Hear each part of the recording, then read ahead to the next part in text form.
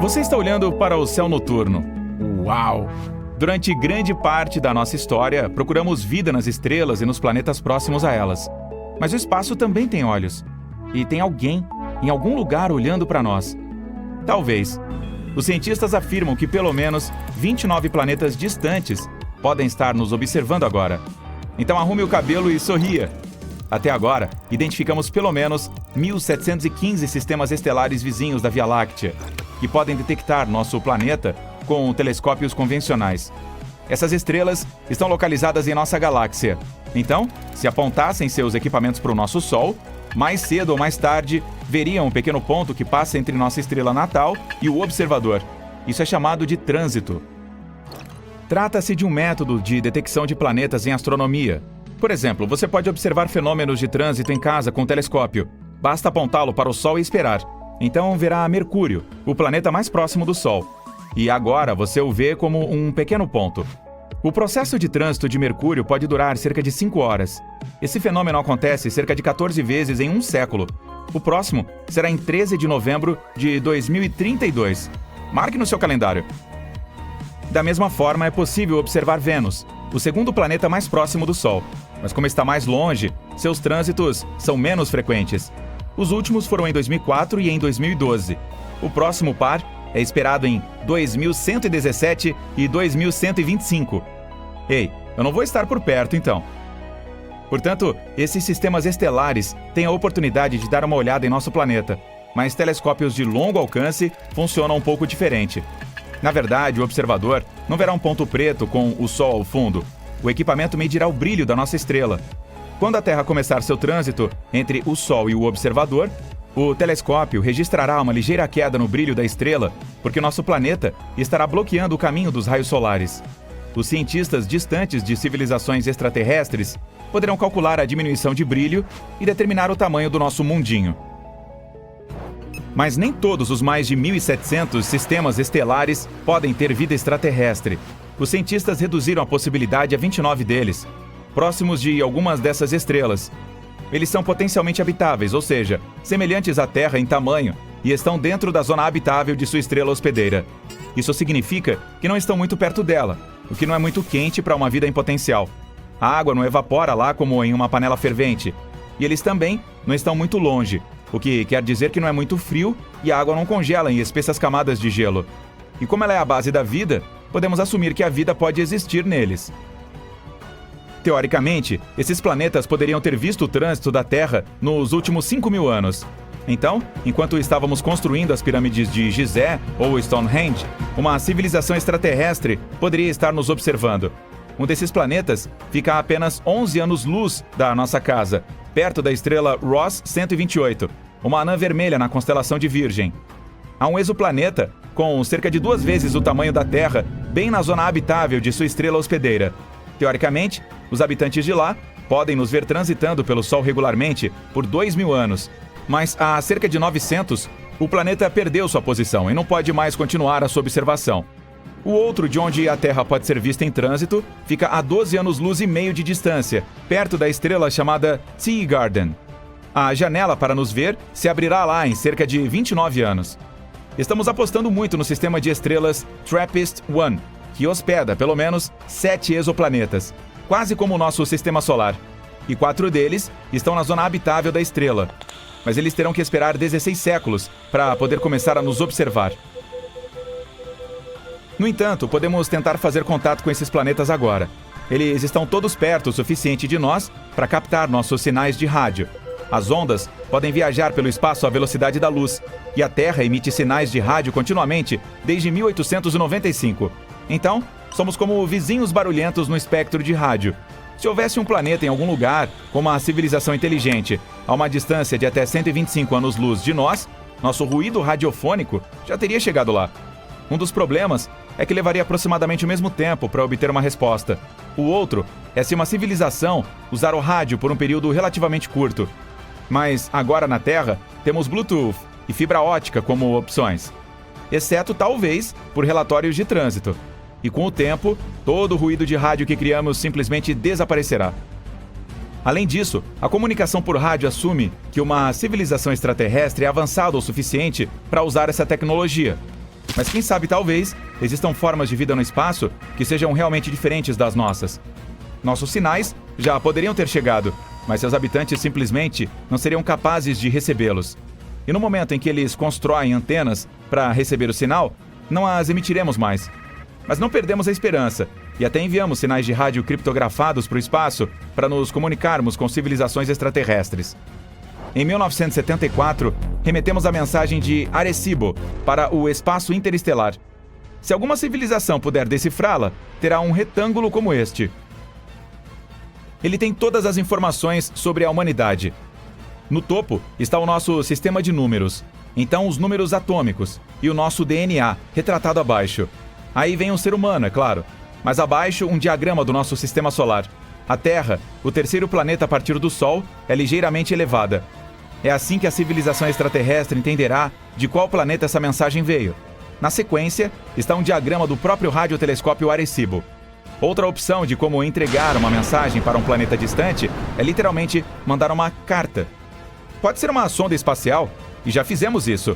Estas são as Voyagers 1 e 2, lançadas em 1977 e ainda em operação.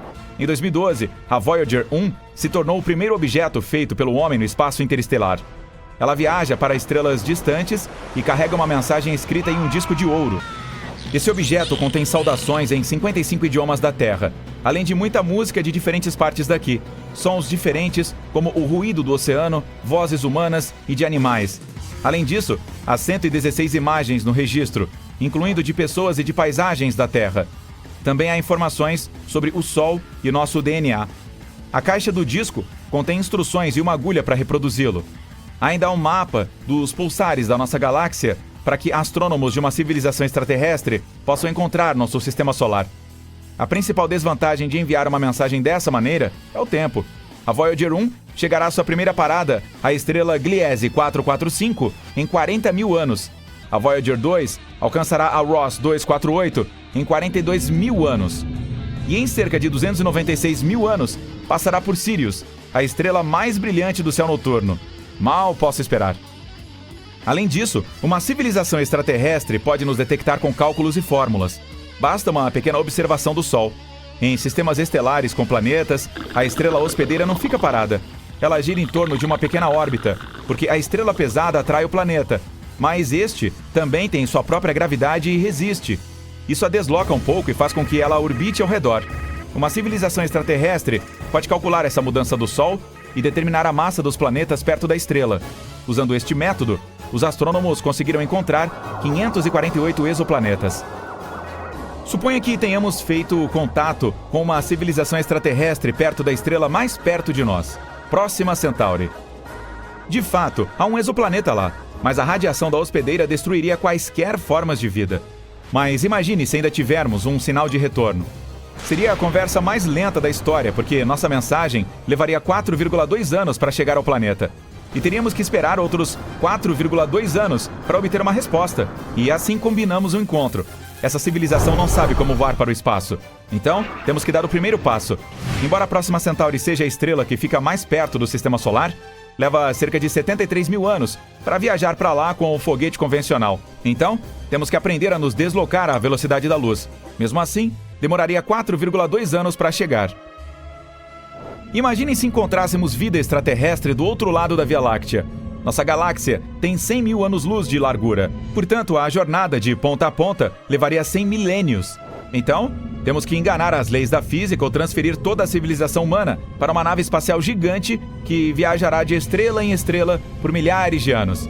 E quando for lançada da Terra, apenas os netos dos netos dos netos e várias gerações a mais de netos da primeira tripulação poderão ver outro sistema estelar da escotilha dessa nave. Ei, pode mover sua cabeça? Estou tentando ver através da janela. Descobrimos o Kepler 22b, um pequeno exoplaneta na constelação de Cygnus. Parece nada importante? Pois é, mas na verdade é uma grande coisa. Ele é o primeiro planeta localizado na zona habitável que foi encontrado pelo telescópio Kepler. Em outras palavras, pode haver água nesse planeta. E se houver água, pode haver vida. O Kepler 22b pode se tornar nosso novo lar em potencial. Então vamos dar uma olhada nisso. Na verdade, descobrir novos planetas não é nada fácil.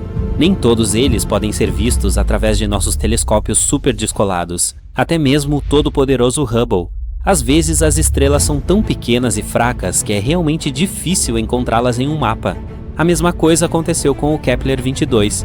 Nesses casos, os cientistas precisam usar um método especial. Primeiro, eles tiram várias fotos da estrela em diferentes períodos de tempo. Então eles olham para elas e pensam: tem algum ponto escuro nessa estrela em algum lugar? Se encontrarem um, pode ser um planeta. Essas fotos realmente nos ajudam a descobrir algumas coisas muito importantes. Tipo, antes de tudo, este planeta existe. Em segundo lugar, aqui está o tamanho, raio e proximidade dele com a estrela. E, finalmente, seremos capazes de viver lá? Agora sabemos que o Kepler-22b é muito parecido com o nosso planeta e pode se tornar uma segunda Terra. Ele também está muito perto de nós, a apenas 635 anos-luz de distância. Pois é, são cerca de 4,8 quatrilhões de quilômetros. Mas essa é uma das opções mais próximas. A Kepler-22, a estrela de Kepler-22b, é uma anã amarela. Ela é muito, muito parecida com o nosso Sol. O mesmo tamanho, o mesmo raio, até a idade é quase a mesma, 4 bilhões de anos. A diferença está apenas na luminosidade. Ela é cerca de 20% mais escura que o Sol. Então, não importa quanto você force seus olhos, você não verá essa estrela no céu noturno. O planeta Kepler-22b é cerca de 2,4 vezes maior que a nossa Terra. E isso é muito bom. Um raio maior significa mais potencial de água e espaço para viver. Mas ir de uma cidade a outra demoraria um pouco. É assustador até imaginar um voo de avião de 3 dias. Não sabemos a massa exata desse planeta, mas os cientistas acham que é maior que a da Terra. Na verdade, a massa do Kepler-22b pode ser até 36 vezes maior que a do nosso planeta. O que isso significa? Gravidade vigorosa. Se o planeta for 36 vezes mais pesado que a Terra, a gravidade será cerca de 6 vezes mais forte. Você mal consegue levantar 20 quilos de batatas? Experimente 120, sem falar que você mesmo pode ficar muito mais pesado nesse planeta. Você terá que ter uma empolgação incrível só para andar até lá. Vai precisar literalmente se transformar em um fisiculturista, só para conseguir chegar ao trabalho. O pior é que, com tanta gravidade, seria incrivelmente difícil para as plantas sobreviver ali. Elas precisam de pelo menos um pouco de liberdade para se erguer do chão. E os animais, então? Nossos cães e gatos teriam que se transformar em pequenas bolas de músculos para sobreviver lá. Mas se esse planeta tiver seus próprios animais ou outros habitantes, podemos imaginar como eles poderiam ser. Eles provavelmente teriam várias pernas para facilitar a movimentação. Não seriam muito altos, mas bem pesados e extremamente fortes. Aranhas gigantes musculosas. Dá para piorar? A boa notícia é que tudo isso é informação não confirmada. Se tivermos muita sorte e a gravidade for um pouco mais forte do que a da Terra, é claro que será muito mais fácil viver lá. A próxima coisa que sabemos sobre o Kepler-22b é que ele está cerca de 15% mais próximo de sua estrela do que nós do Sol. Se o Kepler-22b existisse no nosso sistema solar, estaria localizado em algum lugar entre a Terra e Vênus. Isso significa que vamos todos queimar? Não, bobinho. Como mencionei antes, a estrela Kepler-22 é bastante fria, apenas cerca de 5.538 graus Celsius. E é por isso que podemos presumir que as temperaturas no Kepler-22b serão aproximadamente as mesmas que as que temos na Terra, se o planeta orbita sua estrela da mesma forma que a Terra orbita o Sol. O que na verdade não sabemos. O Kepler-22b pode girar de lado em torno de sua estrela, como acontece com Urano. O quê? Você não sabia que Urano está deitado de lado? Além disso, olhe os anéis dele. Sim, Urano também tem anéis, assim como Saturno, mas são verticais. O universo é realmente um lugar misterioso. Portanto, se o Kepler-22b for realmente algo assim, o clima no planeta não será, para dizer o mínimo, muito bom. Invernos incrivelmente frios serão regularmente seguidos por verões quentes. E assim como acontece com os planetas com travamento por marés, poderíamos viver mais ou menos confortavelmente apenas no estreito pedaço de terra entre esses dois lados malucos. Esperemos que não seja assim e que o planeta gire normalmente. Mas não é tão ruim. Estudos mostram que pode haver um oceano em Kepler-22b. Você já sabe que água significa vida, mas nesse caso também é uma grande vantagem, pois um planeta coberto por um oceano sempre tem uma temperatura mais estável. A água absorve parte do calor e o distribui uniformemente pelo planeta. As partes quentes esfriam e as geladas esquentam. A propósito, foi exatamente isso que aconteceu com a Terra há bilhões de anos. Quando nosso planeta começou a ter suas primeiras poças, nossa amada Lua ajudou essas poças a se espalharem por toda a superfície. Graças a isso, o horror ardente que costumava ser nossa Terra se transformou em uma bolinha fofa cheia de vida. Então, se o Kepler 22b tem água, mas não tem atmosfera, os cientistas acham que a temperatura média pode ser de cerca de 11 graus Celsius negativos. Mas se também houver uma atmosfera semelhante à da Terra, a temperatura pode chegar a 22 graus. Isso seria legal.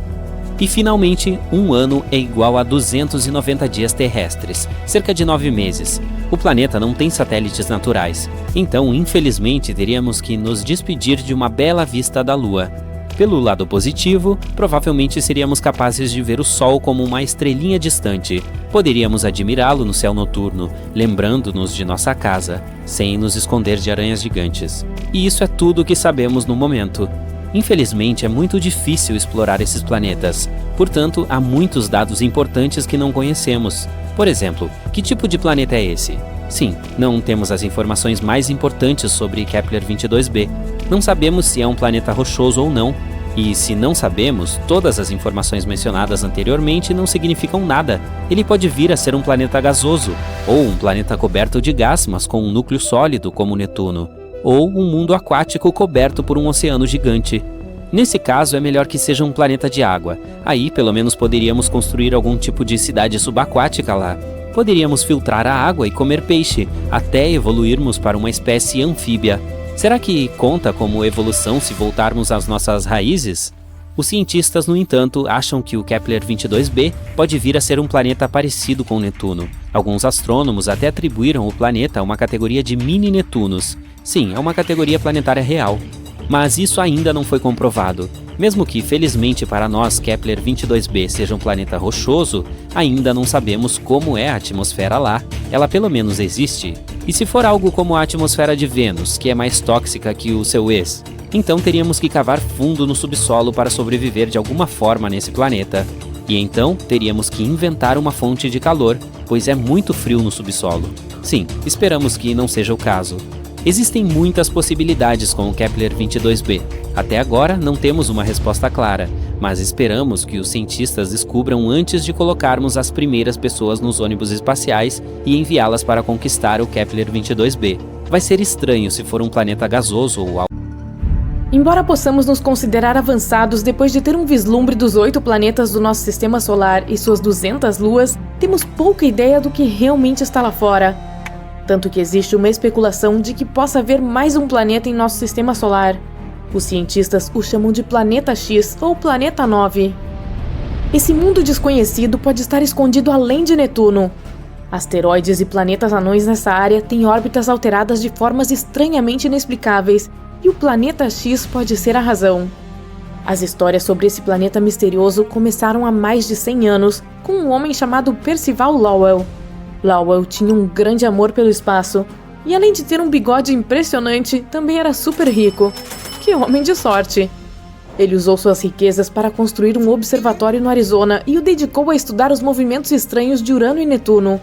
Sua atração gravitacional é mais lenta do que a de todos os outros planetas no nosso sistema solar, quase como se houvesse um objeto oculto puxando-os para fora do curso. Em 1906, Lowell teorizou que poderia haver outro planeta além de Netuno, provavelmente causando esses estranhos acontecimentos cósmicos. O homem chamou esse corpo espacial potencial de Planeta X. Em 1930, Plutão foi descoberto por Clyde Tombaugh no próprio observatório de Lowell. Finalmente, parecia que as pessoas tinham uma explicação para os estranhos padrões orbitais. A equipe de Lowell estava nas nuvens após a descoberta, mas suas celebrações duraram pouco. Logo, eles descobriram que Plutão era muito pequeno para ter tanto efeito nos planetas ao redor, e também estava muito longe deles. Então, estavam de volta à estaca zero. O planeta X, se existir, tem 10 vezes o tamanho da Terra e 4 vezes o seu raio. Levaria pelo menos 10.000 anos para o planeta orbitar o Sol, e ficaria 200 vezes mais longe do que o nosso planeta natal. São 600 unidades astronômicas do centro do Sistema Solar. A saber, uma unidade astronômica é igual à distância entre a Terra e o Sol. Mas embora isso pareça muito distante, na verdade não o é. A distância entre os corpos espaciais é geralmente medida em anos-luz, e uma unidade astronômica é uma unidade de medida muito menor. Para fins de contexto, a coisa mais distante detectada da Terra é a galáxia GNZ11. Nome bonito, né? Ela fica a impressionantes 32 bilhões de anos-luz de distância. Mesmo assim, nossos telescópios ainda podem localizá-la, e apenas um ano-luz é o mesmo que 63.241 unidades astronômicas. Uau! Então, se a nossa tecnologia pode detectar uma galáxia que está tão longe, como não fomos capazes de descobrir o planeta X? Bom, provavelmente se deve ao fato de que ele pode nem existir. A teoria do planeta X foi bastante desmentida em 1989. Foi descoberto que a misteriosa atração gravitacional de Netuno havia sido uma pista falsa o tempo todo. Os cientistas haviam julgado erroneamente o quão grande Netuno realmente era. A Voyager 2 visitou o planeta e descobriu seu tamanho real.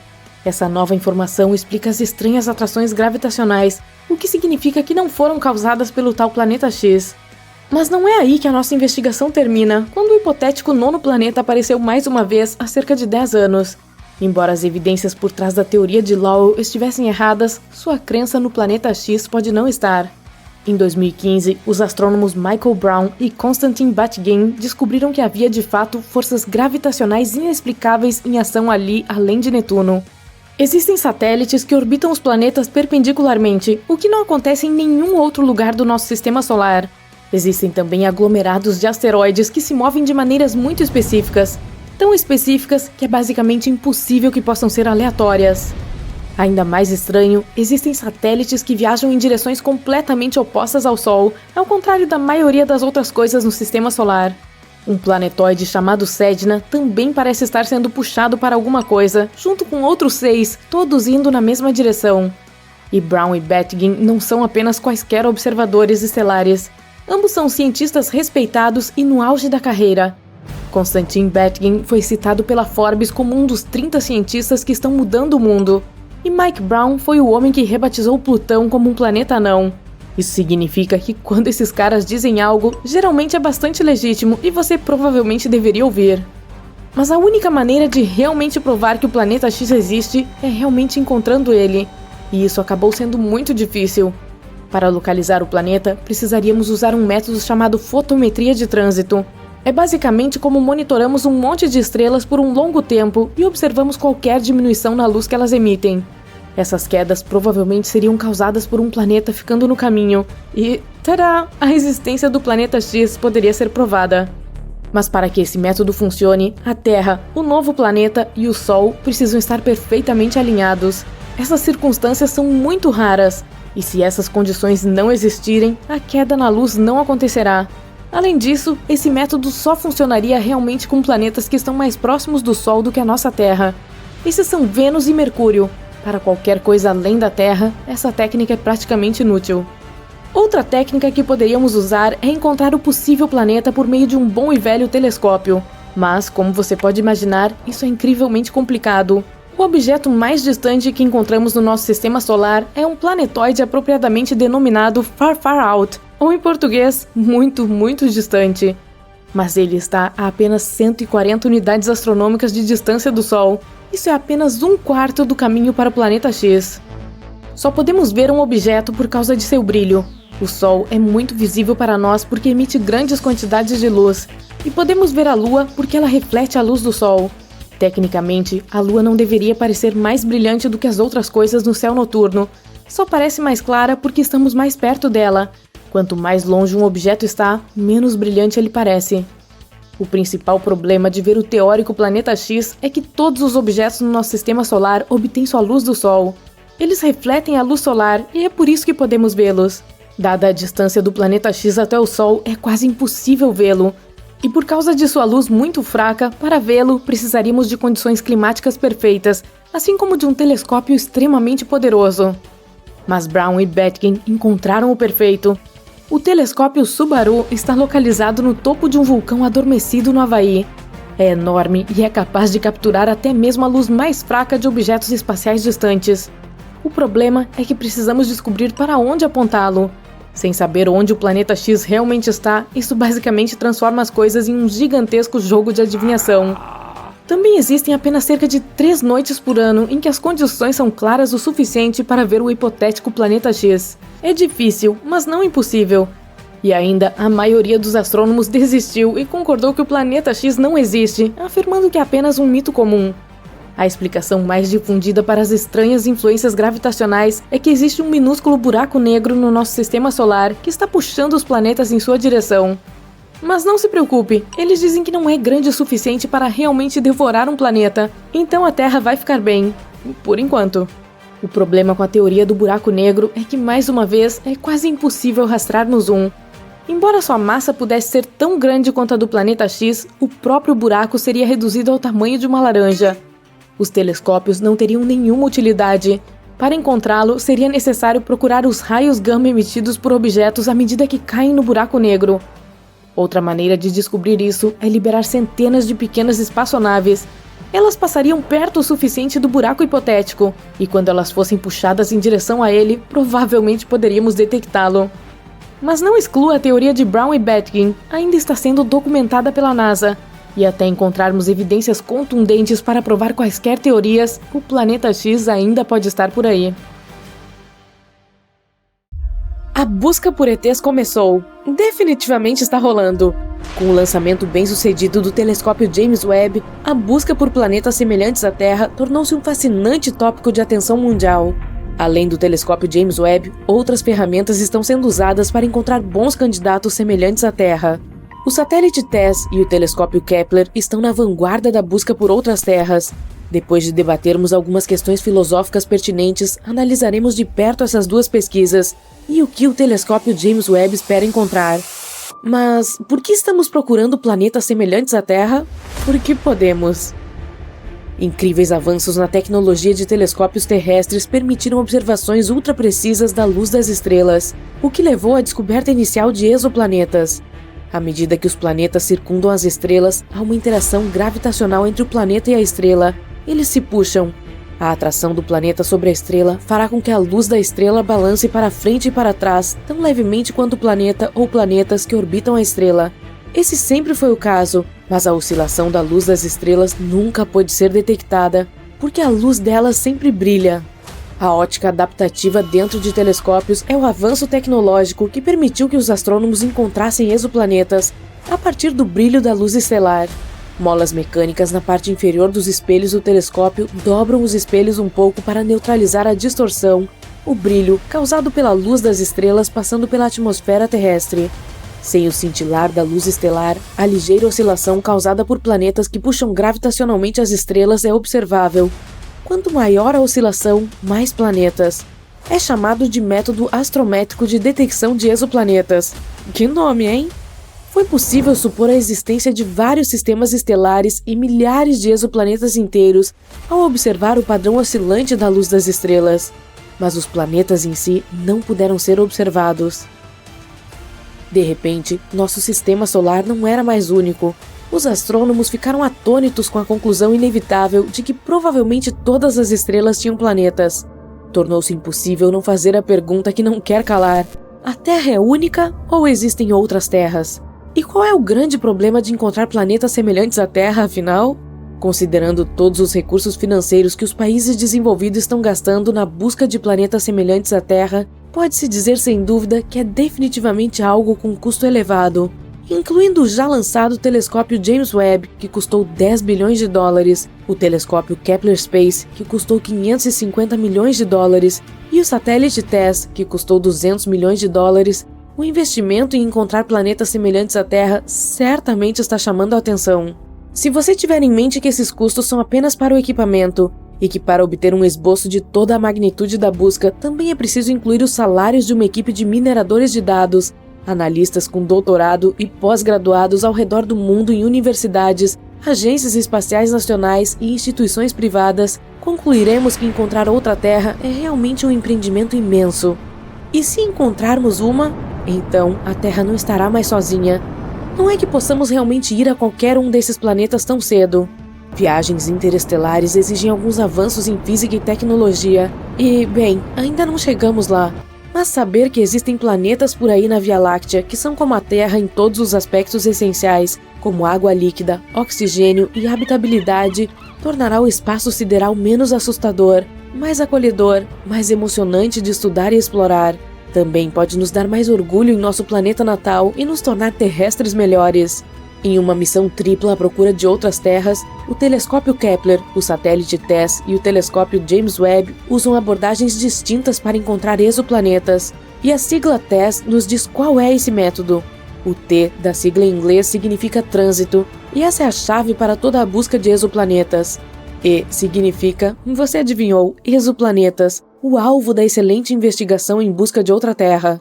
S significa pesquisa, no inglês survey, porque TESS olha para centenas de milhares de estrelas próximas. E o segundo S significa satélite, porque TESS está orbitando a Terra, ao contrário do telescópio espacial James Webb, que orbitará o Sol. Quando um planeta passa na frente de uma estrela, isso é chamado de trânsito. O planeta bloqueará parte da luz proveniente da estrela. Essa diminuição ou escurecimento da estrela pode ser medida. O escurecimento da luz estelar diz muitas coisas sobre o planeta. Sabendo o quão brilhante é a estrela e o quanto a luz da estrela foi escurecida por um trânsito na sua frente, podemos dizer o quão gigante o planeta é ou quão perto ele está. Mas não saberemos qual dos dois.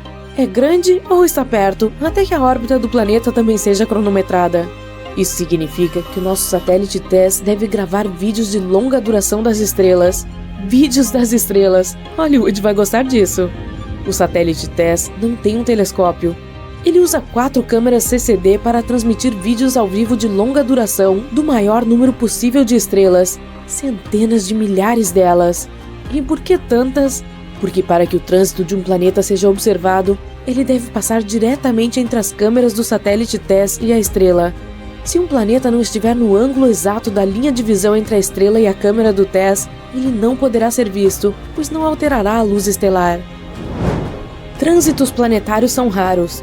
Por exemplo, Vênus passa pela visão da Terra sobre o Sol apenas uma vez a cada 2 centenas de anos. No entanto, as câmeras do TESS estão vendo muitos trânsitos planetários entre as centenas de milhares de estrelas, dos quais são necessários streamings de vídeos de longa duração. E você sabe o que isso significa? Isso quer dizer que deve haver centenas ou milhares de vezes mais planetas do que os observados pelo método de trânsito. É, portanto, uma conclusão inevitável que toda estrela tem planetas. Planetas estão por toda parte. E agora, o telescópio espacial James Webb, com seu espelho gigante de 6,5 metros de largura, está entrando na busca. É uma maravilha tecnológica, uma maravilha do mundo moderno, um milagre da engenharia avançada. As expectativas são muito altas, mas quanto mais alto, maior a queda. E algumas coisas ainda podem dar errado antes que o telescópio espacial James Webb entregue as suas primeiras fotos. Depois que o telescópio espacial Hubble, por exemplo, foi lançado em 1990, uma missão de reparo teve que ser lançada em 1993. O espelho no Hubble não foi muito bem inspecionado, e suas fotos estavam fora de foco. Astronautas tiveram que subir e executar uma caminhada espacial espetacular para consertar o espelho. Após a correção, as fotos que o Hubble enviou de volta eram mais precisas do que conforme o projeto. Foi assim que um modelo melhorado surgiu. Isso não pode acontecer com o telescópio James Webb. O telescópio espacial Hubble orbita a Terra e é acessível aos astronautas. O telescópio James Webb orbita o Sol e está bem além da Lua, fora do alcance dos astronautas porque não há naves espaciais equipadas para carregá-los até lá. Não pode ser corrigido manualmente se algo der errado.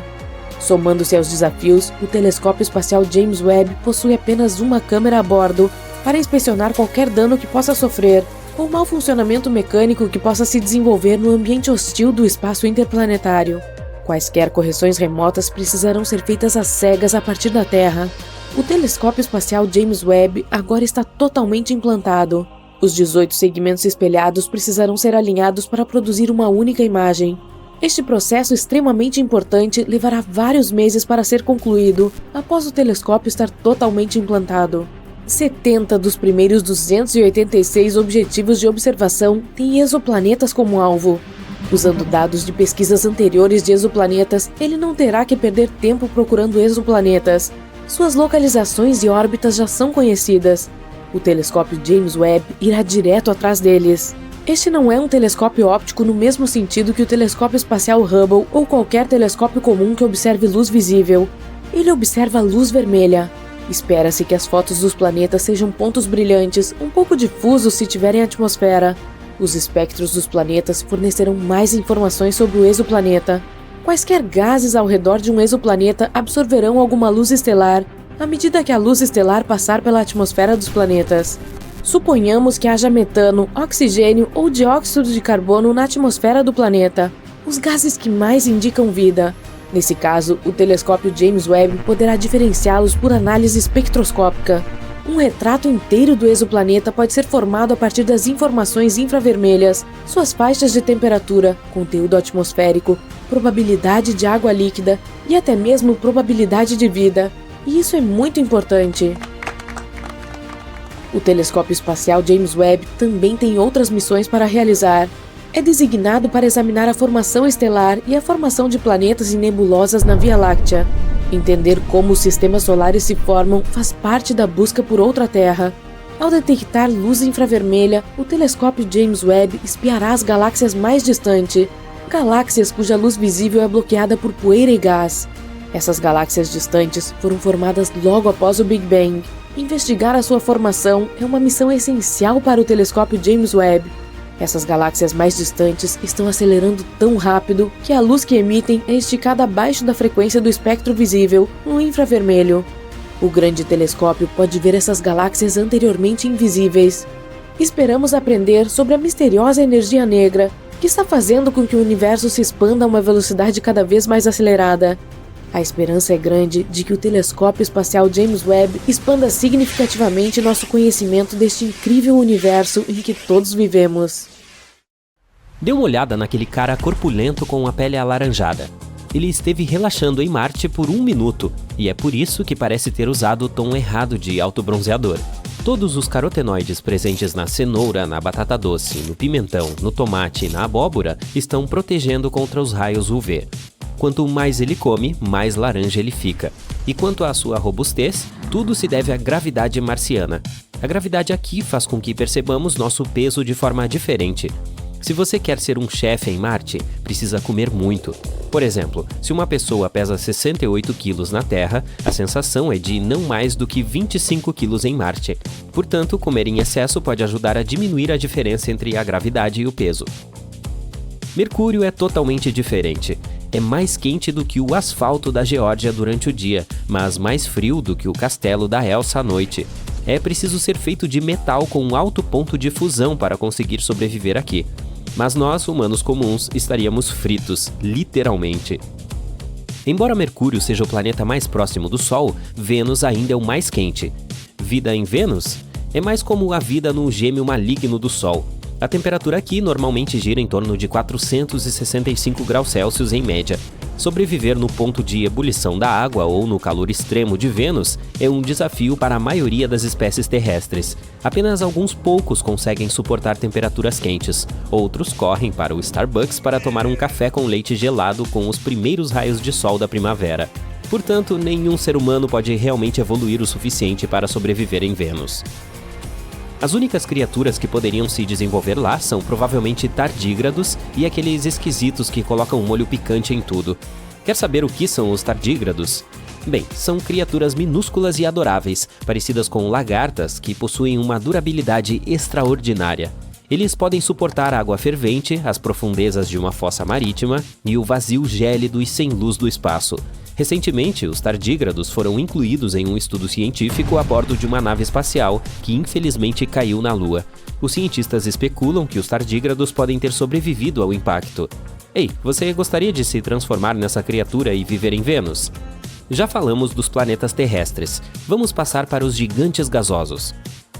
Olhe para esse cara de Saturno. Ele tem nadadeiras e não braços. Tem pequenos orifícios sem abas externas em vez de orelhas normais. A maior parte desse gigante gasoso é mais fria do que o coração da sua ex, pois a temperatura é de cerca de 140 graus Celsius negativos. Não é possível andar sobre ele, mas você pode se transformar em uma bola de neve. Uau! Você está voando pelo espaço em uma espaçonave enorme do tamanho de 3 Central Parks da cidade de Nova York. Está acontecendo um verdadeiro tumulto. Não é um alienígena invadindo a nave espacial. É um dia muito importante. A data é 22 de janeiro de 2700. Você acabou de nascer, fora da atmosfera terrestre. Seja bem-vindo! Tem uma equipe médica cuidando de tudo. Aparelhos futuristas ajudam em todos os aspectos. E a vista da gigantesca nave esférica de vidro nada mais é do que a incrível vastidão do espaço. Não se consegue mais ver a Terra, pois a nave espacial está voando para um novo destino a milhões de quilômetros de distância. Tempo estimado de chegada a esse novo planeta hospedeiro? Décadas. Vamos avançar um pouco no tempo. Você tem 25 anos e essa nave espacial é o único lar que você já conheceu até agora. Você aprendeu todos os segredos da nave. Você começa o dia em seu dormitório, que tem todos os itens essenciais. Um banheiro compacto, uma mini cozinha, um beliche e uma vista magnífica das estrelas e planetas fora do vidro reforçado da espaçonave. E você nunca precisa se preocupar com a radiação espacial. A nave tem um escudo magnético eterno que reflete a radiação espacial para que não penetre nela. Caso contrário, haveria grandes problemas. A espaçonave foi projetada para ter uma gravidade artificial. Os astronautas normalmente perdem de 1 a 2% de sua densidade óssea a cada mês em que estão no espaço, já que permanecem flutuando o tempo todo. Mas agora, quero dizer, no futuro, nas viagens espaciais longas, eles são capazes de resolver esse problema. Você sai do dormitório e vê vários colegas da tripulação indo para o trabalho. Eles estão todos deslizando em seus mini hoverboards tecnológicos e todos usando cores diferentes, um uniforme da era espacial. O seu é azul, então você sobe na prancha e se junta ao grupo azul. Você chega à passagem subterrânea do transporte espacial e começa seu trabalho. Como engenheiro a bordo, seu trabalho é super importante. Manutenção da espaçonave e mantê-la funcionando. Mas tem algo errado. Os números estão piscando em todos os painéis e a temida luz vermelha não para de piscar.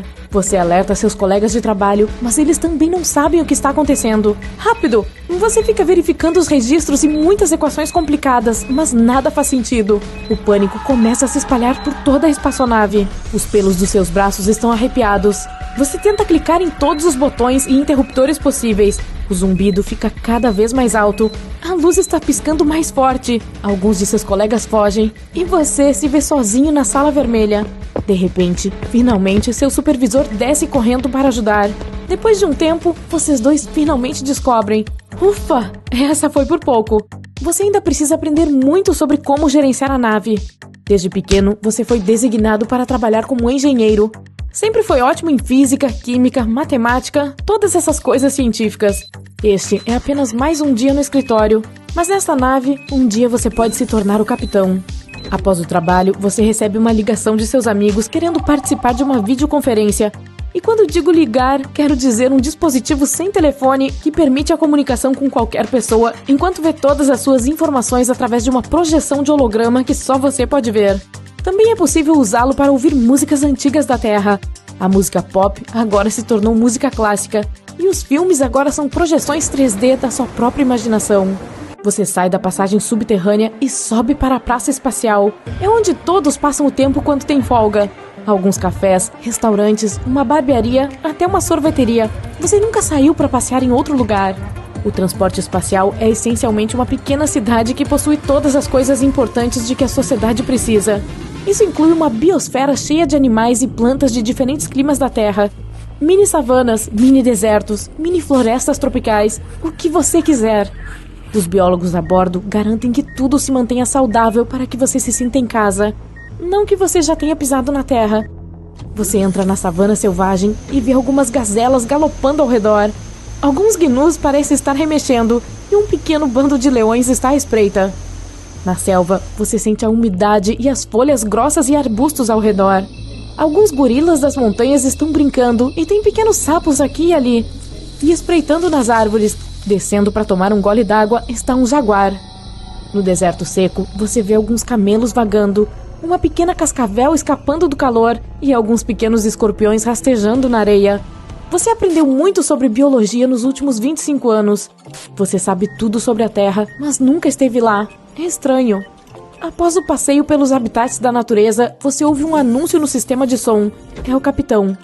O novo planeta está a horas de distância, mais cedo do que o previsto. Todos assumam suas posições para o pouso. Todos na nave então correm para seus dormitórios, exceto os membros-chave da tripulação, pois precisam operá-la. Você vai para o seu beliche, que se transforma em um assento com cintos de segurança interestelares sofisticados. Olha pela janela e vê um ponto azul à distância. Ele fica cada vez maior, se parece muito com a Terra, pelo menos de longe. Isso não demorou tanto, apenas 25 anos. Me pergunto o que está acontecendo sob o capô daquela nave espacial, olhem. Você olha para trás, para sua vida no espaço, sabendo que a primeira parte dela está chegando ao fim. É como viver no Polo Sul. Lá vive uma pequena comunidade de cientistas que trabalha entre o inverno e o verão, fazendo as mais diversas pesquisas, desde clima e geologia até meteorologia e astronomia. A vida deles deve ser semelhante a viver aqui no espaço sideral. Eles têm seus próprios bunkers, laboratórios científicos e até salas de recreação para esportes e música. A natureza do planeta que você está se aproximando é diferente de tudo na Terra. Árvores tropicais mais altas do que os maiores arranha-céus. Oceanos tão selvagens que existem furacões que duram anos apenas vagando por aí. O piloto anuncia o pouso. Está tudo bem, hora de trabalhar. Você remove o cinto e sai para ver o novo planeta com seus próprios olhos.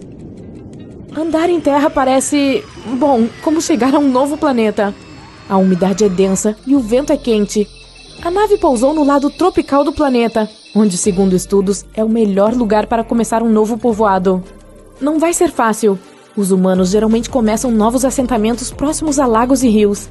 Pense nos mesopotâmicos, nos antigos egípcios, nos astecas. A lista é interminável.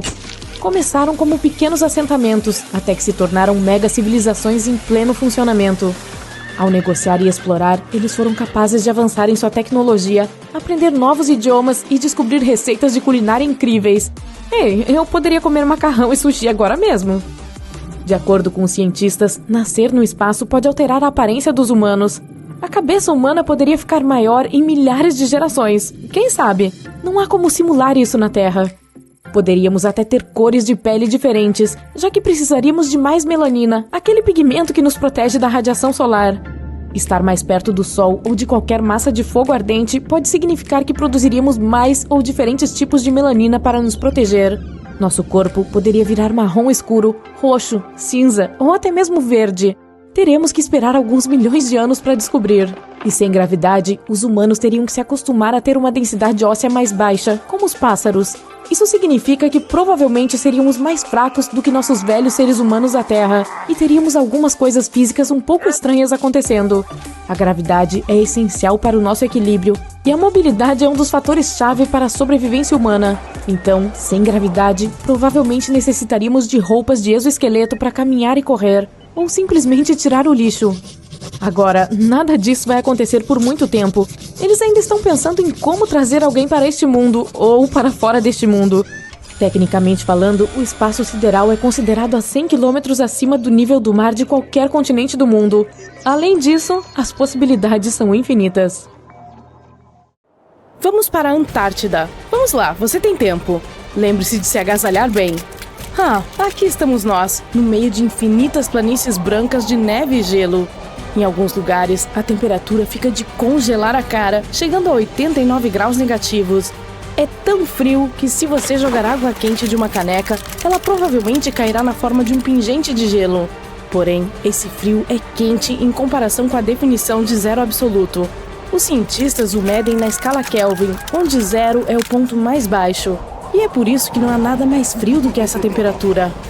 Todos os objetos são compostos de átomos e moléculas. Quando a temperatura de qualquer objeto aumenta, suas moléculas se movem rápida e caoticamente, produzindo energia cinética. Se a temperatura de um objeto cai, suas moléculas se movem mais lentamente e sua energia diminui. Portanto, o zero absoluto é quando as partículas param completamente. Não há movimento, o que significa que é impossível torná-lo mais frio. 0 Kelvin é igual a menos 273,15 graus Celsius. É 3 vezes mais frio do que na Antártida. Então, imagine que os cientistas criaram uma sala de vácuo e a encheram de gás no zero absoluto. O que acontece se um ser humano entrar lá? Não consigo imaginar que isso seja bom, então vamos mandar o Bob aqui. Mas não se preocupe, ele é um boneco de teste de colisão. Primeiro, um pouco de contexto. Quando um objeto quente entra em contato com um objeto frio, suas moléculas trocam energia. As partículas que se movem rapidamente transferem sua energia para as que se movem lentamente e começam a desacelerar. Assim, ocorre uma troca equivalente e a temperatura se iguala. Mas, por padrão, as moléculas se movem muito lentamente até serem carregadas com energia. E, ao mesmo tempo, se você tiver um objeto aquecido, precisará de mais energia para resfriá-lo. Sim, é um pouco confuso, então vamos voltar para onde a diversão começa. Sim, se você chegar ao zero absoluto, ficará congelado em alguns segundos, porque todas as moléculas começarão a ficar mais lentas. Mas o que acontecerá com o seu corpo? Bem, vamos acompanhar as aventuras internas do boneco de teste de colisão. Primeiro, seus vasos sanguíneos se estreitam nos locais mais frios. O corpo distribui o sangue das áreas congeladas para os órgãos vitais, como o fígado, os rins, o coração e o cérebro. É como um modo de emergência. O corpo do manequim armazena energia e sangue para os órgãos mais importantes, retirando-os de áreas menos importantes. E então, começa uma coisa muito terrível. O corpo é composto por bilhões de células. Quando suas moléculas entram em contato com uma temperatura fria, elas se tornam mais lentas e congelam. Você se lembra do que acontece com a água em um estado congelado? Retire uma garrafa do freezer e deixe-a descongelar em temperatura ambiente. Você verá que o volume do líquido diminuirá após algumas horas. E quando a água congela, ela aumenta de volume. E o corpo humano é mais da metade composto de água. Portanto, dentro do manequim, suas células ficam cobertas por cristais de gelo afiados que rompem a estrutura celular interna. Os músculos e os vasos sanguíneos do manequim são rompidos. Sua pele adquire uma tonalidade azul escura e o sangue congela em suas veias. Mais alguns segundos e o boneco congela completamente. A temperatura de zero absoluto interrompe todos os processos internos. Ei, o boneco de teste de colisão disse que queria ficar frio, mas acho que já tá demais. Enquanto isso, as moléculas não estão apenas em objetos vivos. As partículas estão em toda parte, e o zero absoluto também as afeta. Os raios de luz atingem a posição energética mais baixa. Os fótons ficam mais lentos e não conseguem mais se mover na velocidade da luz. Ok, agora é hora de terminar o experimento. Algo está dando errado. E a história se torna fantástica e hipotética. Os cientistas não conseguem colocar as moléculas em movimento, e as partículas vizinhas em movimento não lhes dão sua energia. Por alguma razão, o gás não consegue absorver a energia. Suas moléculas congeladas desaceleram as outras. O gás penetra através das paredes da sala de vácuo e inicia uma reação em cadeia. As moléculas congelam uma a uma. É como se elas tirassem um cochilo e carregassem toda a matéria ao redor com esse sono. A área de gás está se expandindo. As paredes, portas e janelas do laboratório estão congeladas. Os cientistas estão cobertos de gelo. Em seguida, a nuvem sai do prédio. É como uma mancha branca que continua crescendo e crescendo. Os raios solares chegam lá, mas não conseguem entrar muito rápido. O zero envolve a grama, as árvores, as estradas e os carros. Os cientistas começam a soar o alarme assim que uma cidade inteira entra na nuvem de zero absoluto. A parada das moléculas em movimento ocorre tão rapidamente que os cristais de gelo não têm tempo para danificar a pele e o corpo dos seres vivos. Não se trata nem mesmo de congelamento, mas do cancelamento da vida existente. As moléculas de oxigênio e dióxido de carbono são congeladas. O ar fica mais denso. Aqui, um indivíduo congela em um salto e permanece no ar. Aqui, o pássaro congelado continua suspenso no ar. As coisas dentro da área fria são semelhantes a uma imagem 3D. Tudo congelou em movimento. É como se alguém tivesse tirado uma captura de tela de uma vida inteira e a imprimido. E enquanto a nuvem de zero absoluto continua a se espalhar, os cientistas estão correndo para resolver o problema. O gás está crescendo e divergindo em todas as direções. Se engolir a Terra inteira, interromperá todos os processos químicos em nosso planeta. E sem esses processos, nosso lar se tornará apenas mais uma rocha espacial, um pedaço de matéria sem vida preso no tempo. Entretanto, a verdadeira catástrofe não ocorrerá quando a nuvem envolver toda a superfície do globo, mas quando atingir o núcleo do nosso planeta. Isso pode levar à liberação de energia que destruirá o planeta. Talvez o núcleo possa resistir ao zero absoluto. De qualquer forma, as pessoas não vão esperar que isso aconteça. O gás frio encontra um vulcão. Os fluxos de lava emitem um silvo ensurdecedor e congelam. Nuvens negras de vapor se espalham pelo ar. A nuvem fria penetra no vulcão. A colisão de temperaturas frias e quentes libera energia. O vulcão entra em erupção e lança não bolas de fogo, mas pingentes afiados de magma congelado. Enquanto isso, chuvas fortes estão começando a cair em todo o planeta. Quando o ar quente colide com o ar frio, ele se afasta porque tem menos densidade. O líquido aparece na atmosfera e forma nuvens. Portanto, enquanto a nuvem gigante congela uma parte do planeta, nuvens de chuva encharcam a outra. E agora os cientistas finalmente encontraram uma solução. Eles criaram um gás com uma estrutura molecular alterada que pode parar a temperatura de 0 Kelvin. Então, imagine que você está aquecendo água. Quanto mais as moléculas de água aumentam sua energia cinética, mais quente a água fica. As moléculas estão se movendo cada vez mais rápido, mas nem todas as partículas se movem com a mesma rapidez. Algumas delas têm energia média e lenta. Além disso, o estado de baixa energia das moléculas é mais provável. Isso significa que apenas algumas partículas se movem muito rapidamente na água quente. Essa distribuição de partículas de baixa e alta carga é chamada de distribuição de Boltzmann. A distribuição está em toda parte, tanto em objetos quentes quanto em frios. Se observarmos qualquer objeto em nível molecular, veremos que há muito mais objetos de movimento lento do que de movimento rápido. E então, os cientistas encontraram uma solução. Eles criaram um gás que funciona na direção oposta.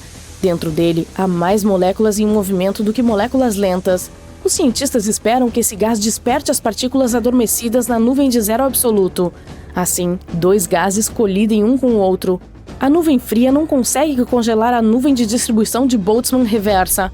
Há muitas moléculas ativas.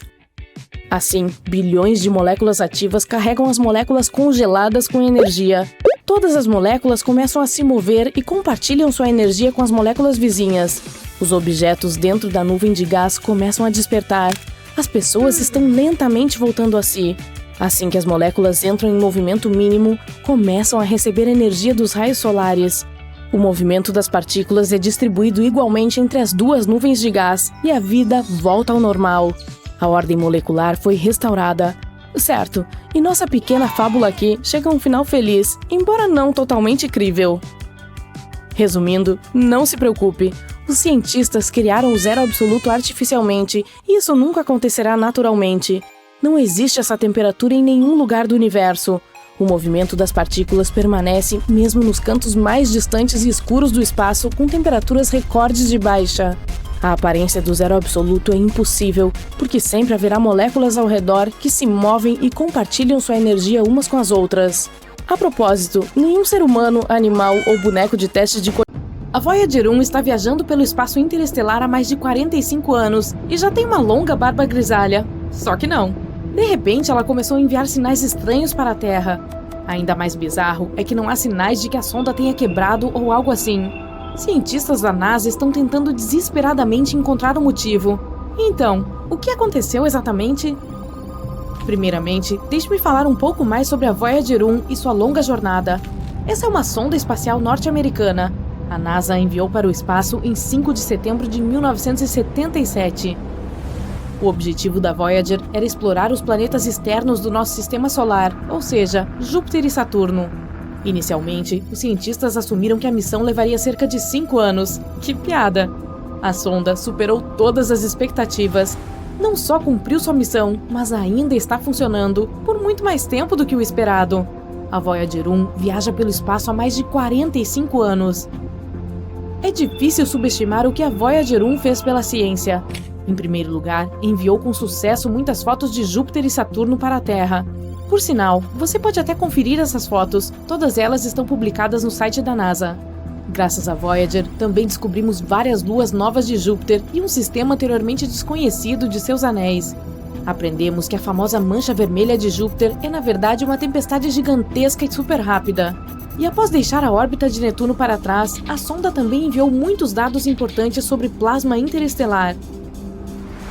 E então, a Voyager 1 provou com sucesso aos cientistas o quão útil ela era.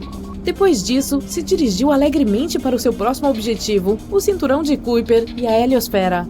O Cinturão de Kuiper é um anel de corpos gelados que se estende de Netuno até uma distância de aproximadamente 50 unidades astronômicas do Sol. É meio parecido com um cinturão de asteroides, mas cerca de 20 vezes mais largo e 100 vezes mais pesado. E a heliosfera é uma área ao redor do Sol onde a pressão do vento solar é equilibrada com a pressão do gás interestelar. Sim, eu sei, parece uma coisa científica difícil. Apenas tenha em mente que esses dados realmente nos ajudam a entender o universo como um todo. Então, essa é a última tarefa da Voyager, nos contar mais sobre o espaço interestelar. A sonda já nos enviou mais de 60 imagens para um mosaico do Sistema Solar a uma distância de mais de 6,4 bilhões de quilômetros da Terra. Os cientistas usaram essas imagens para montar uma única imagem colorida. A foto foi chamada de Pale Blue Dot, e você provavelmente já adivinhou o que é esse ponto, ou dot. Sim, é assim que nossa Terra se parece através dos olhos da Voyager. Essa foto mostra claramente o quão pequenos realmente somos. Mas a Voyager também tem outra missão ainda mais importante: contar a outras civilizações sobre nós, humanos. Você deve ter ouvido falar sobre a famosa Voyager Golden Records, ou discos de ouro da Voyager. Foram criados muitos arquivos de áudio e vídeo e adicionados a esses registros. Existem algumas seções. A primeira contém olá em 55 idiomas, incluindo antigos e extintos. Quase 80% das gravações são peças musicais diferentes. Música clássica, como Bach, Beethoven, Mozart e Stravinsky. Música folclórica de diferentes países e eras. E um pouco de blues, como músicas famosas de Louis Armstrong e Chuck Berry. Os 20% restantes das gravações contêm diferentes vozes humanas, sons da natureza e animais, assim como 116 imagens codificadas como sinais de áudio.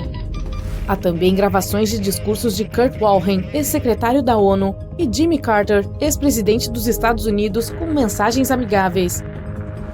Além das gravações, os cientistas também incluíram uma agulha para tocá-las. Não se preocupe, eles também deixaram um desenho simples que mostrava como usar todas essas coisas e como traduzir os sons em imagens. Eles adicionaram as coordenadas da Terra, que criaram usando um mapa pulsar. Ele mostra a posição do Sol na Via Láctea. As gravações foram colocadas em uma caixa de alumínio coberta com ouro para protegê-las contra a radiação e a poeira cósmica. Carregando essas gravações, a Voyager 1 partiu em sua longa jornada e já percorreu uma bela distância, eu diria. No momento, ela está a 154 unidades astronômicas de distância de nós. Isso é cerca de 23,3 bilhões de quilômetros. Isso a torna o objeto feito pelo homem mais distante. Inicialmente, esse título pertencia à missão Pioneer 10, mas a Voyager a ultrapassou em 1998. Que pechincha para a NASA! Já passou e muito da sua data de validade. A Voyager 1 é realmente tão incrível que até ultrapassou sua irmã gêmea, a Voyager 2, que por sinal havia sido enviada para o espaço 2 semanas antes. A Voyager 1 se move a uma velocidade de 17 km por segundo. Isso é 56 mil km por hora. Mesmo o carro esportivo mais rápido do mundo viaja a uma velocidade de apenas 490 km por hora. Então, é difícil imaginar a velocidade da Voyager. De qualquer forma, no momento, a sonda está indo para as fronteiras da nuvem de Oort. Esse é o nome de uma camada hipotética de objetos gelados ao redor do Sistema Solar. Os astrônomos ainda não confirmaram sua existência, mas têm quase certeza de que está lá. Afinal, até mesmo os buracos negros eram apenas uma teoria até pouco tempo atrás. Infelizmente, a Voyager 1 não retornará ao Sistema Solar. Ela manterá contato com a Terra pelo menos até 2025, mas eventualmente perderemos a conexão com ela para sempre. Em 300 anos, chegará às fronteiras da nuvem de Oort. E em 30 mil anos, não estarei por perto então, finalmente deixará o Sistema Solar. E se nada acontecer com ela ao longo do caminho, em mais 10 mil anos, a sonda se aproximará da estrela anã vermelha Gliese 445 na constelação da Girafa. No futuro, ela provavelmente continuará vagando pela Via Láctea. E agora, vamos finalmente discutir a parte dos sinais misteriosos. Então, o que aconteceu? Bom, uma coisa bastante incomum. O Laboratório de Propulsão a Jato da NASA, que monitora e controla ambas as Voyagers, relatou esse problema em maio de 2022. Nossa nave espacial veterana de repente começou a enviar dados estranhos para a Terra. Toda a situação intriga até mesmo engenheiros da NASA. Aposto que você está pensando, vamos lá, ela provavelmente acabou de quebrar ou algo assim. Mas a verdade é que a Voyager 1 está completamente bem. Ela funciona como de costume, recebe e executa comandos da Terra e coleta e envia dados científicos.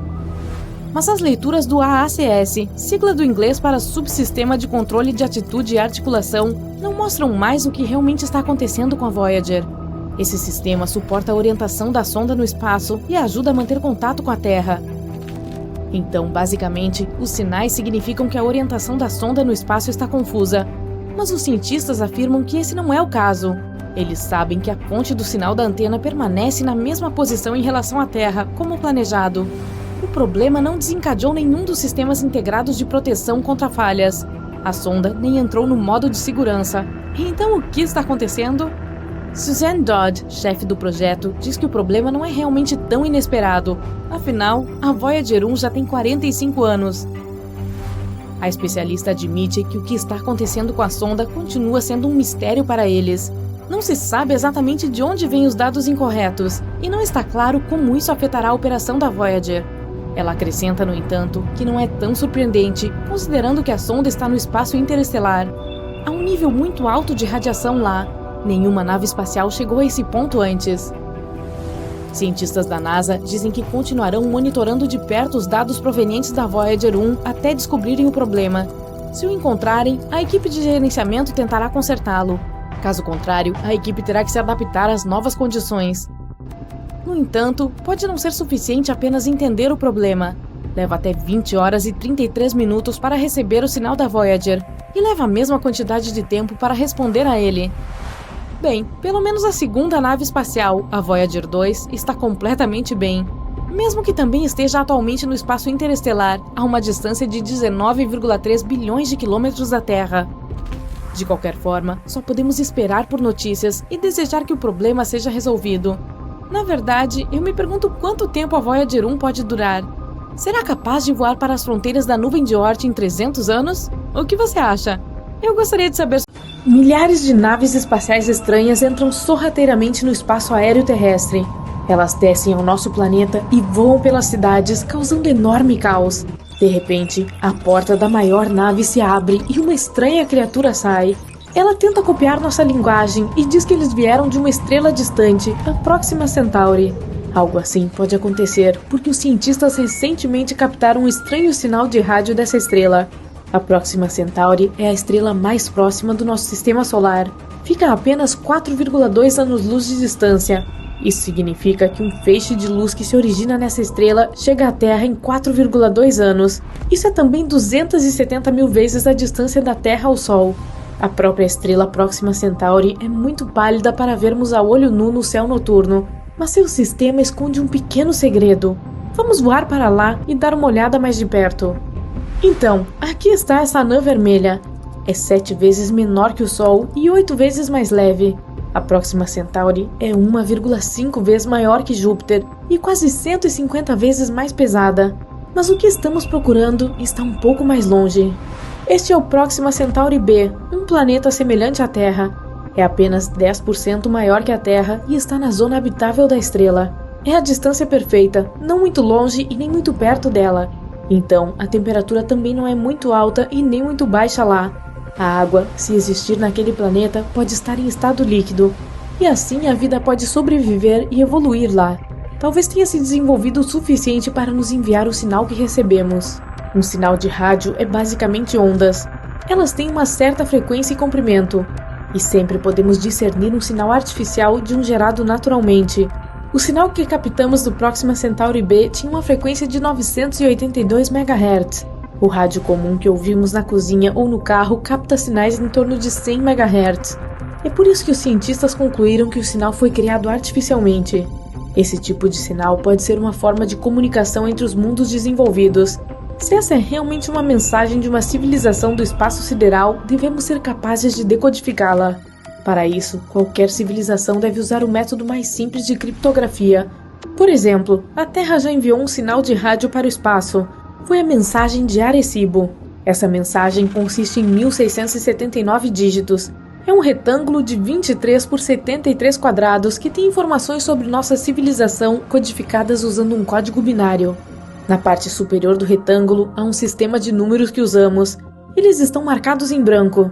Essa coisa roxa é a chave para ler a parte seguinte da mensagem. Os números atômicos dos elementos como hidrogênio, carbono, nitrogênio, oxigênio e fósforo estão codificados nessa chave. Estes são os elementos-chave que podem começar a vida. Se aqueles que receberem esse sinal puderem entender os números e a chave, poderão ler a próxima parte da mensagem. Essas coisas verdes são os blocos de construção da nossa cadeia de DNA, e bem na parte inferior está a própria cadeia de DNA. O retângulo branco indica o número de pares desses blocos de construção, e as espirais azuis mostram a forma de uma cadeia de DNA, e então vemos a própria silhueta humana. O objeto branco e azul à sua esquerda é um número codificado da nossa altura média. O ser humano em si é desenhado aqui nas extremidades da fita de DNA para que a civilização do espaço sideral possa entender como somos. E o retângulo branco à direita do esboço humano é o número da população da Terra no momento da mensagem, 4,2 milhões em 1974, quase metade do número que temos agora. A parte seguinte é um desenho do nosso sistema solar. O grande quadrado amarelo é o Sol. Então vem todos os planetas do nosso sistema, incluindo Plutão. Naquela época, costumava ser considerado um planeta. A Terra está um pouco deslocada aqui para que a civilização do espaço sideral possa entender de onde essa mensagem está vindo. E o último desenho é o observatório do qual essa mensagem foi enviada para o espaço. Esse sinal está agora a caminho do aglomerado estelar M13, a 25 mil anos-luz de distância da Terra. Então, não chegará lá por mais 25 mil anos. E precisaremos de outros 25 mil para obter uma resposta se realmente houver alguém do outro lado que possa receber o sinal. Se o sinal da Próxima Centauri também for uma mensagem, precisaremos de tempo para decodificar. E então, vamos usar a nossa máquina de computação super poderosa e esperar pelo resultado. Mas esse não é o primeiro sinal misterioso que já captamos na Terra. Os cientistas gravaram um sinal de uau incomum em 1977. Eles supunham que tenha vindo de algum lugar na constelação de Sagitário. O telescópio captou o sinal desconhecido por impressionantes 72 segundos. Mais tarde, um cientista que olhou para a impressão do sinal concluiu que era um sinal artificial. Ele escreveu uau na impressão como sua reação. As observações e estudos que se seguiram não conseguiram captar esse sinal novamente. Algumas teorias disseram que esse sinal veio de uma nave espacial celestial voando. Ela voou para longe e não conseguimos mais detectar o sinal. Mas muito provavelmente esse sinal foi criado na Terra. Foi direcionado para cima, mas refletido em um objeto em alta altitude. Poderia ter sido um avião, um satélite ou detritos espaciais orbitando nosso planeta. E assim, esse sinal foi captado pelo telescópio. E por ser feito pelo homem, todas as suas características, como comprimento de onda e frequência, poderiam ter confundido os cientistas. Em 2017, os cientistas registraram uma erupção na Próxima Centauri. O brilho da estrela aumentou 1000 vezes em apenas 10 segundos. Antes disso, houve outra erupção lá mais fraca, mas que durou cerca de 2 minutos. Com essas erupções, a Próxima Centauri emitiu enormes quantidades de radiação. Mesmo que houvesse vida no planeta companheiro da estrela, essas erupções provavelmente a teriam destruído.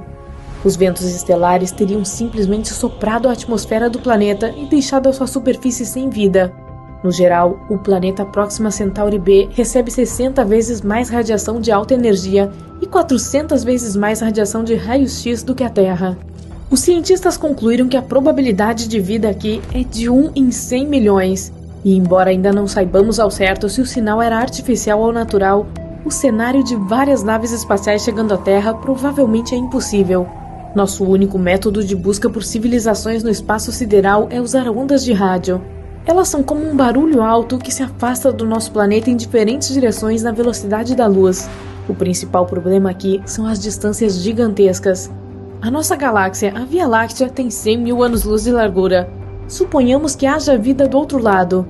Se enviarmos um sinal de rádio para eles, ele não chegará ao suposto planeta por 100 mil anos, e não teremos uma resposta por outros 100 mil anos. É o mesmo se alguém quiser entrar em contato conosco. Não aprendemos a criar e receber sinais de rádio até o século XIX. Se uma civilização estivesse se desenvolvendo ao mesmo tempo que nós em algum lugar da Via Láctea e inventasse o rádio, não receberemos o seu sinal por vários milênios. Além disso, o ruído do rádio do nosso planeta está começando a desaparecer. Usamos Bluetooth, fibra ótica, TV a cabo. Então, em cerca de 100 anos, não seremos mais visíveis para outros mundos. Ou pior ainda, e se houvesse uma civilização do espaço sideral em algum lugar que estivesse enviando sinais para o espaço? Os sinais chegariam ao nosso planeta, mas ainda não teríamos a tecnologia para captá-los. O mundo que estava enviando o sinal evoluiu e o sinal desapareceu. Poderíamos ter captado aqueles restos das ondas de rádio que estavam se movendo pelo universo, mas montamos as antenas tarde demais. Existem cerca de 2 trilhões de galáxias no universo. Cada uma delas contém bilhões e trilhões de estrelas semelhantes ao nosso Sol. Talvez haja um planeta perto de uma delas que se pareça com o nosso. A vida pode estar florescendo lá, e essa civilização do espaço sideral, assim como nós, está olhando através de telescópios e tem a esperança de captar o sinal de rádio de um planeta desconhecido. Sons estranhos e incomuns vindos do nada estão se espalhando por toda a nossa galáxia, se repetindo constantemente, e é algo que nunca ouvimos antes. Os cientistas descobriram isso em 2020 e não era nada similar a qualquer um dos outros sinais de energia que já estudaram.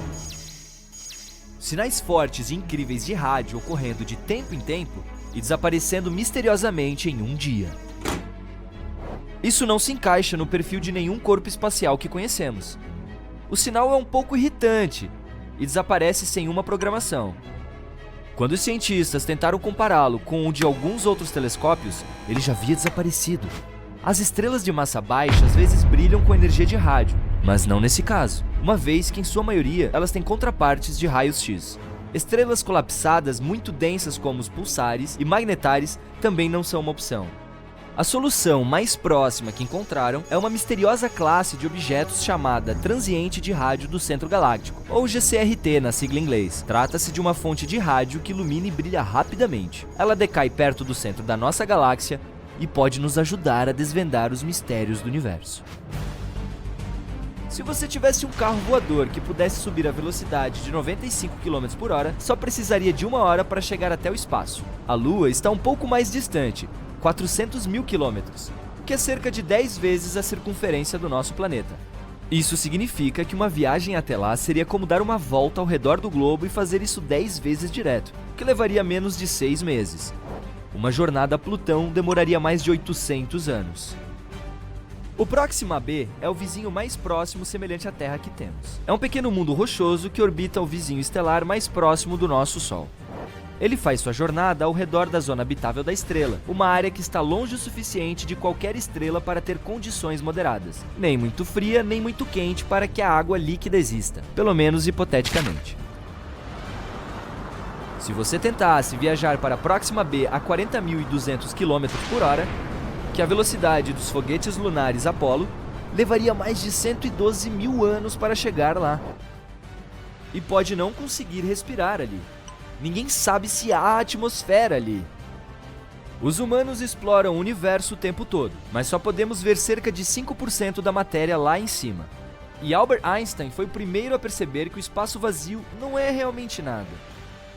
O resto que não conseguimos observar é na verdade composto de 27% matéria invisível, também conhecida como matéria escura, combinada com 68% de algo chamado energia escura. Se você tentar despejar água no espaço, é claro, fora de uma espaçonave, ela imediatamente irá ferver ou evaporar. Isso ocorre porque não existe ar ou pressão dele no espaço. À medida que a pressão atmosférica diminui, a temperatura normalmente necessária para ferver a água também cai. Tendo isso em mente, a fervura é muito mais rápida no topo de uma montanha do que, por exemplo, ao nível do mar. Não há pressão de ar no espaço, então isso acontece a uma temperatura muito baixa. Os cientistas acreditam que existem pelo menos alguns bilhões de galáxias por aí. Não sabemos o número real e provavelmente nunca saberemos. Mas eles tentaram calcular contando quantas galáxias podemos ver em uma área bem pequena e restrita do céu. Pode parecer que o universo era cheio de estrelas e alguns planetas aqui e ali, mas nossa galáxia tem pelo menos 100 bilhões de planetas.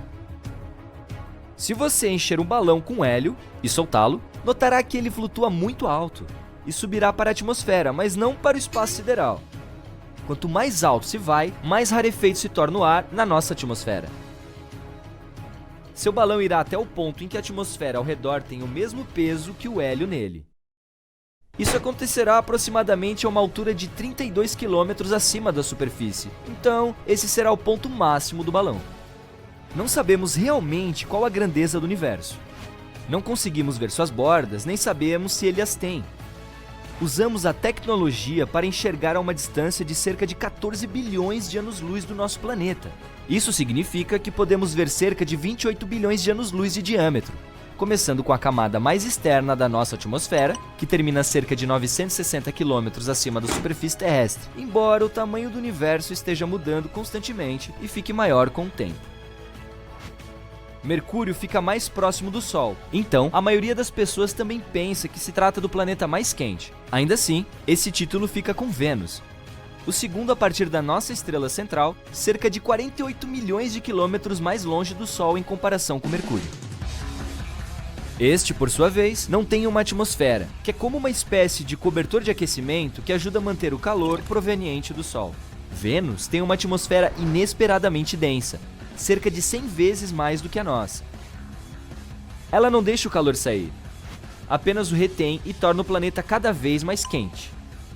Além disso, essa atmosfera consiste principalmente em dióxido de carbono, que permite a entrada livre da energia solar, mas é menos transparente para perder as radiações de comprimento de ondas longas que a superfície quente e aquecida emite. A temperatura média lá é de cerca de 468 graus, suficiente para derreter o estanho. A máxima em seu vizinho, Mercúrio, é de 427 graus.